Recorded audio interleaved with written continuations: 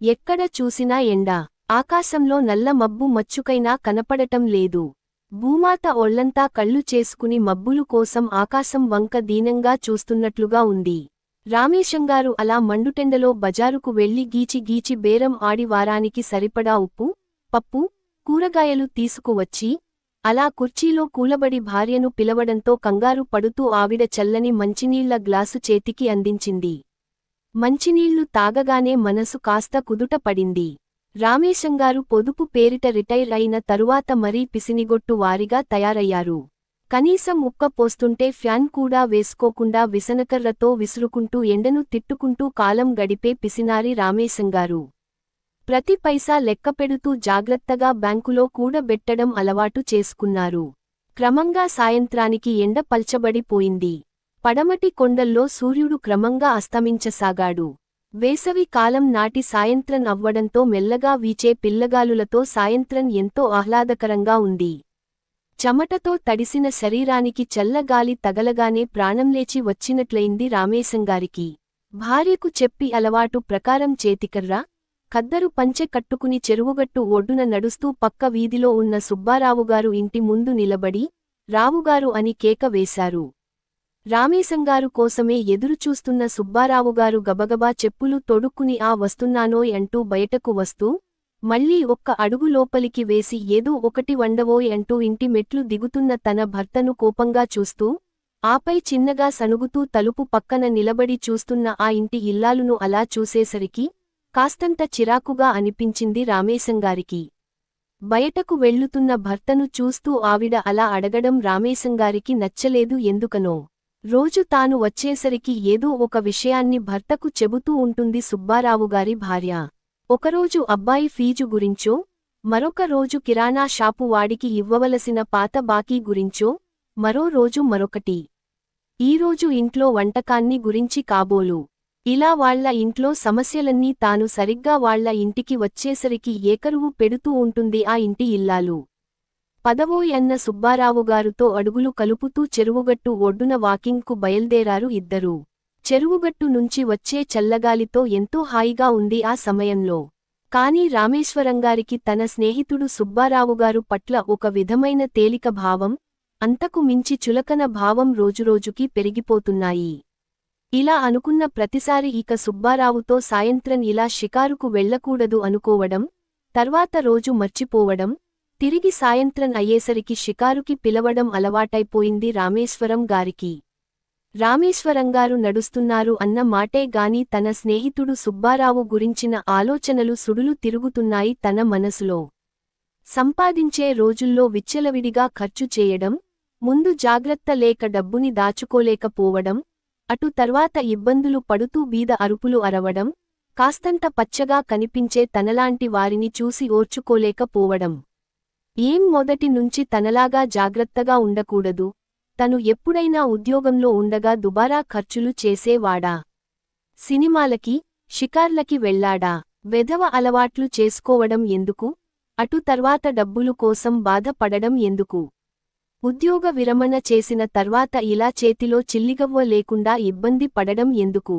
తన ఉద్యోగంలో చేరిన నాటి నుంచి జాగ్రత్తగా ఉండబట్టే ఈనాడు తన బ్యాంక్ అకౌంట్లో బోలెడంత డబ్బు దాచగలిగాడు.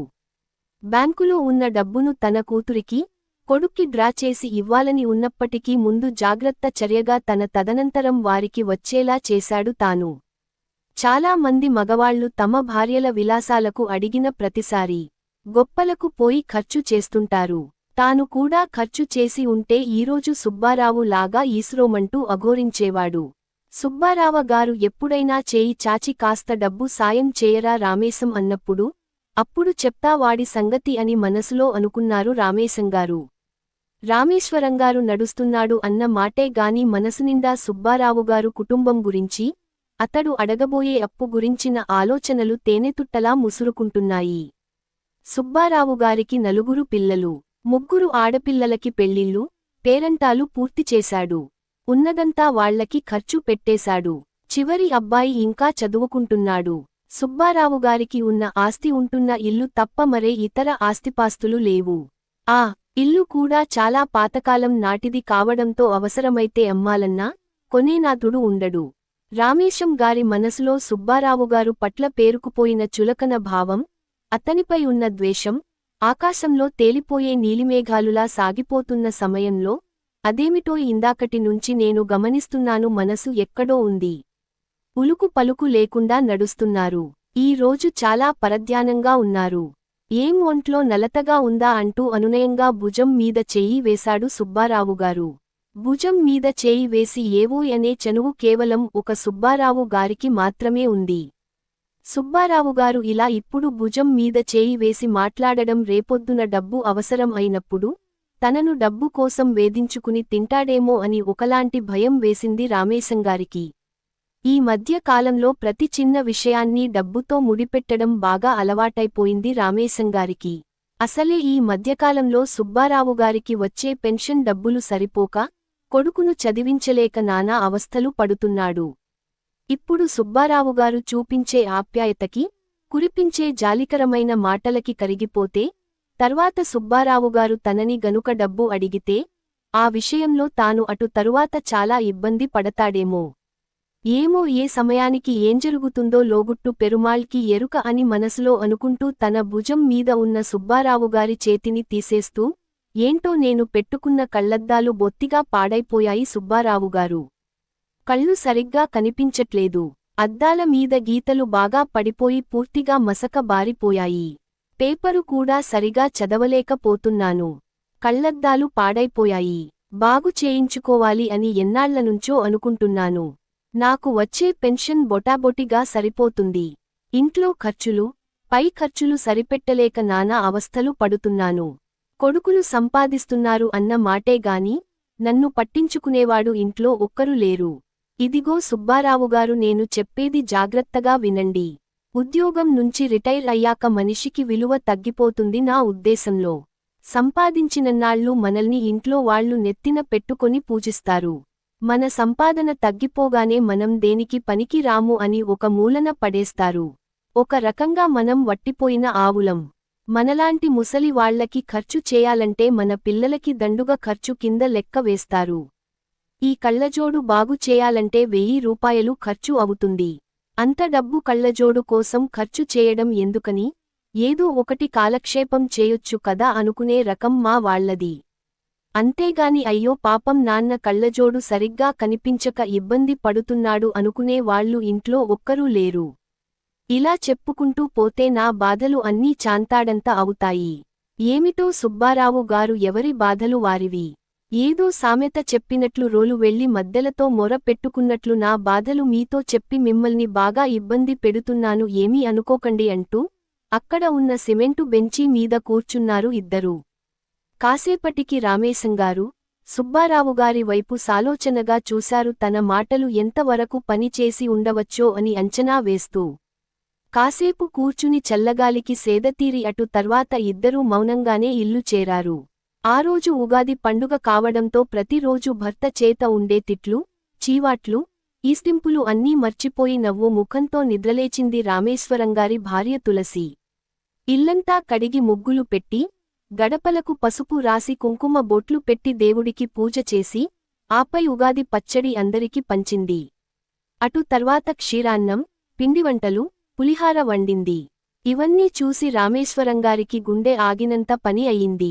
రామేశ్వరంగారు మనసులో తిట్టుకుంటూనే తలంటూ స్నానం చేసి సావధానంగా ఖర్చులన్నీ ఒక పుస్తకంలో రాసి, అందులో ఎన్ని దుబారా ఖర్చులు ఉన్నాయో వివరంగా నోట్ చేసుకున్నారు. చాటుగా భార్యని పిలిచి ఎవ్వరూ చూడకుండా పండగ అన్న మాటను పూర్తిగా మర్చిపోయి 4 చీవాట్లు కూడా పెట్టారు. అన్ని రకాల వంటకాలు చేసినందుకు గాను. రామేశ్వరంగారి దృష్టిలో పండగలు అంటే వృధాగా ఖర్చు పెట్టడం అని ఆయన ఉద్దేశం. పండుగ పేరుతో పిండి వంటలు చేసి కూర్చుని తినడం అంటే రామేశం గారికి మహా చిరాకు. వంటింట్లో పిండి వంటలను డబ్బాల్లో నిల్వ చేస్తున్న భార్యని తిట్టుకుంటూ, మరొక వారం రోజులకు సరిపడా సరుకులు వృధాగా పాడు చేసిందని రుసరుసలాడారు. ఇంతలో వాకిట్లో బిచ్చగాడు డొక్కలు ఎగరేస్తూ, అమ్మా కాస్త అన్నం ఉంటే పెట్టండమ్మా అని దీనంగా అరవసాగాడు. దీంతో రామేశ్వరంగారికి వాడి అరుపులు, ఆకలి కేకలు కర్ణకఠోరంగా వినిపించసాగాయి. చెయ్యి ఖాళీగా లేదు, అవతలి ఇంటికి పోయి అడుక్కో వెధవ అంటూ గుమ్మంలోకి వచ్చి వాడి మీద అరిచారు. ఆకలితో కడుపు మాడిపోతున్న వాడు కావడంతో రామేశంగారి మాటలను వాడు పెద్దగా పట్టించుకోలేదు. అమ్మా, పండుగ పూట అన్నం తిని 2 రోజులు అయింది. ధర్మాత్ములు పట్టెడన్నం ఉంటే పెట్టించండి తల్లి, ఆకలితో చచ్చిపోయేలా ఉన్నాను అంటూ హృదయ విదారకంగా అరవసాగాడు బిచ్చగాడు.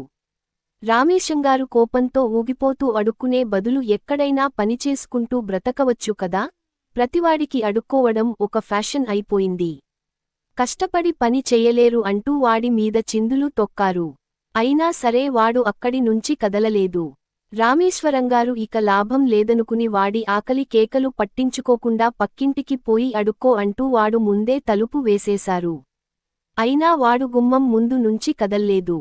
ఇంతలో లోపలి నుంచి రామేశంగారి అబ్బాయి గిన్నె నిండా అన్నం, కూరలు, కాసిని పిండివంటలు తీసుకువచ్చి బిచ్చగాడికి ఇవ్వడమే కాకుండా, నాన్న, ఇంత వయసు వచ్చింది అన్నమాటే గాని మీరు రోజు రోజుకు మరీ చాదస్తంగా తయారవుతున్నారు. బిచ్చగాడికి పండుగ రోజున ఎంతో కొంత ఇచ్చి పంపించవచ్చు కదా అంటూ 50 రూపాయలు బిచ్చగాడు చేతిలో పెట్టాడు. వాడు సంతోషంగా నువ్వు సల్లగా ఉండు బాబూ అని దీవించి అక్కడి నుంచి వెళ్ళిపోయాడు. ఇది చూసిన రామేశ్వరం గారికి వంటినిండా తేళ్లు, జర్రులు పాకినట్లయింది. కొడుకు బిచ్చగాడి ముందే తన పరువు తీసినందుకు చాలా బాధపడ్డారు. అంతకంటే ముఖ్యంగా పిండివంటలతో పాటుగా ఉత్త పుణ్యమా అని 50 రూపాయలు వాడికి బిచ్చం వేసినందుకు మరింత బాధపడ్డారు. చేసేది ఏం లేక కొడుకుని, బిచ్చగాడిని మనసులో తిట్టుకున్నాడు కసితీరా. ఆఖరికి అలసిపోయి కుర్చీలో కూర్చుండిపోయారు. ముఖానికి పట్టిన చెమటను తుడుచుకుంటున్న రామేశం గారికి మనసంతా ఏదోలా అనిపించింది. నిజం చెప్పాలంటే తనను కాదని బిచ్చగాడికి డబ్బులు ఇచ్చినందుకు తలకొట్టేసినట్లయింది. ఇందాక జరిగిన విషయము తలుచుకుంటే, తాను డబ్బులు బిచ్చగాడికి వేయకపోతే తనది చాదస్తమా? వాడు చక్కగా డబ్బులు పట్టుకెళ్ళి పోయాడు సంతోషంగా.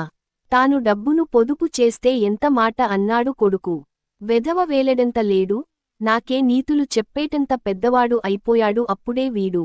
అంత పొదుపు చెయ్యడం వల్లే ఈనాడు దేనికి చెయ్యి చాపి అడిగే పని లేకుండా దర్జాగా బ్రతుకుతున్నారు ఇంట్లో వాళ్లందరూ అనుకుంటూ, కళ్ళు మూసుకుని నెమ్మదిగా నిద్రలోకి జారుకున్నారు రామేశం గారు. కాసేపటికి చిన్న కొడుకు తట్టిలేపడంతో భారంగా కళ్ళు విప్పి చూశారు రామేశంగారు. ఎదురుగా చిన్న కొడుకు చేతిలో కొత్త బట్టలు. ఒక్కసారిగా నిద్రమత్తు వదిలిపోయింది. అంత ఖరీదైన బట్టలు చూసేసరికి కళ్ళు నులుముకుంటూ ఏమిట్రా ఇది, ఇంత ఖరీదైన బట్టలు ఎంత తగలేసి కొన్నావ్ అంటూ కోపంగా అన్నారు. దాంతో చిన్న కొడుకు కాస్తంత చిన్న బుచ్చుకొని మరేం లేదు నాన్నగారు, పండుగ పూట మాకందరికీ కొత్త బట్టలు ఉన్నాయి. మీకు అమ్మకు లేవని కొని తీసుకువచ్చాను కాదనకు నాన్న అంటూ చేతిలో కవరు ఉంచాడు. ఇంతలో వాకిట్లో ఎవరో వచ్చినట్టుగా గేటు శబ్దం అయింది. ఈ సమయంలో ఎవరా అనుకుంటూ తొంగి చూశారు రామేశంగారు. వీధి గుమ్మం దగ్గర నిలబడి ఉన్నారు సుబ్బారావుగారు. వెంటనే రామేశంగారు బయటకు వెళ్లి, రండి సుబ్బారావుగారు లోపలికి అంటూ కుర్చీ వేశారు. రామేశంగారు కాళ్ళు చేతులు మొహం కడుక్కుని వచ్చి కొత్త బట్టలు కట్టుకుని దర్జాగా కుర్చీలో కూర్చున్నారు. ఎదురుగా ఉన్న కుర్చీలో సుబ్బారావుగారు కూర్చున్నారు. ఆ ఇంటి ఇల్లాలు ఇద్దరికీ కాఫీ తీసుకొచ్చింది. కాఫీ తాగుతూ స్నేహితులిద్దరూ కబుర్లలో పడ్డారు. కాసేపు ఆగిన తర్వాత సుబ్బారావు గారు ఏవోయ్ రామేశంగారు, ఒకసారి అలా బయటికి వెళ్దాం వస్తారా అని అడిగారు. మిట్టమధ్యాహ్నం బయటకు వెళ్లే సమయం కూడా కాదు అది. కాని ఎందుకనో సుబ్బారావుగారు బయటకు వెళదాము అని అడుగుతున్నాడు. బహుశా డబ్బు సహాయం చేయమని అడుగుతాడో ఏమో. డబ్బు గనుక అడిగితే తన దగ్గర అస్సలు లేవని చెప్పాలనుకున్నాడు మనసులో. ఇంట్లో అడిగితే ఇబ్బంది అని కాబోసు. అయినా అలాంటి ఛాయలేవి ఏవి సుబ్బారావుగారు ముఖంలో కనిపించట్లేదు.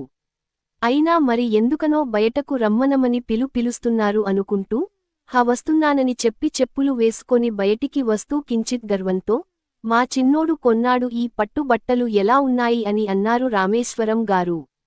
దానికి సుబ్బారావుగారు చిన్నగా నవ్వుతూ చాలా బాగున్నాయి బట్టలు అని మాత్రమే అన్నారు. దానికి ఆయన కొద్దిగా చిన్న బుచ్చుకొన్నట్లుగా అనిపించింది సుబ్బారావు గారికి. కొద్ది దూరం అలా ముందుకు వీధిలోకి నడిచిన తర్వాత రామేశ్వరంగారి మీద ఆప్యాయంగా చేయివేసి, చూడండి రామేశంగారు, ఇన్నాళ్ల మీ స్నేహంలో నేను గమనించిన విషయము ఏమిటంటే, ఇంట్లో వాళ్లందరికీ మీరే అన్నీ సమకూరుస్తారు. కాని మీకోసం మాత్రం ఏమి పట్టించుకోరు. ఏమైనా మీరు చాలా కష్టజీవి. నిజం చెప్పాలంటే ఎలాంటి స్వార్థం లేనివాడివి. నీలాంటి మంచి స్నేహితుడు దొరకడం నా పూర్వజన్మ సుకృతం. మీకో విషయము చెప్పాలి అనుకుంటున్నాను. చూడండి రామేశంగారు, మన జీవితం క్షణభంగురం. ఏ క్షణానికి ఎలా ఉంటామో ఎవరూ ఊహించలేరు. బ్రతికున్నంత కాలం మన చేతనైనంత సహాయం చేస్తూ మంచి అనిపించుకొని ఈ లోకం విడిచి వెళ్ళిపోవాలి అన్నది నా అభిప్రాయం. జీవితం చాలా అమూల్యమైనది. జీవితంలో సాధించుకున్న అనుభవాలు మనిషి చివరి ఘడియల వరకు అనుక్షణం నీడలా వెంటాడుతూ జీవితానికి అర్థాన్ని తెలియజేస్తాయి. ఏ అనుభవం లేకుండా మోడువారిన చెట్ల చుట్టూ ఒక పరిధి గీసుకుని అందులో ఉండే మనిషికి విలువ ఏముంటుంది? జాలి, దయ, కరుణ, స్నేహభావం కలిగి ఉండే వాడే నిజమైన మనిషి.